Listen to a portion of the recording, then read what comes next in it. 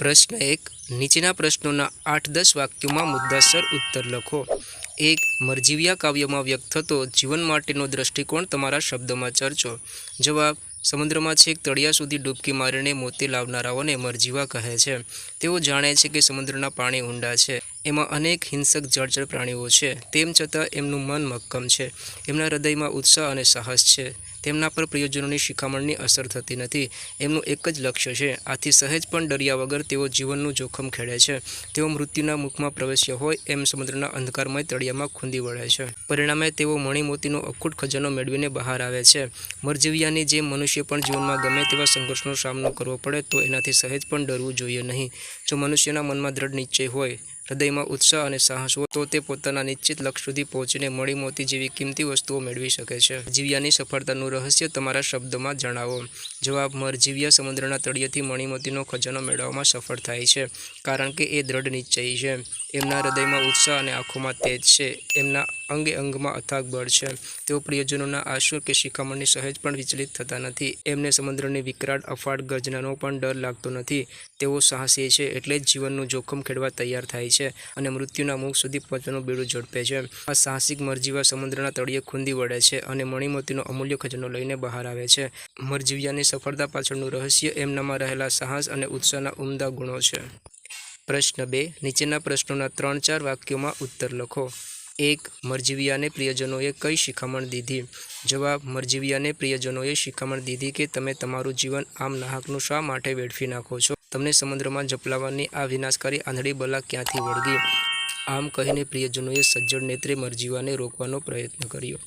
2. સમુદ્ર ભણી જતી વખતે મરજીવિયાનો ઉત્સાહ તમારા શબ્દમાં વર્ણવો.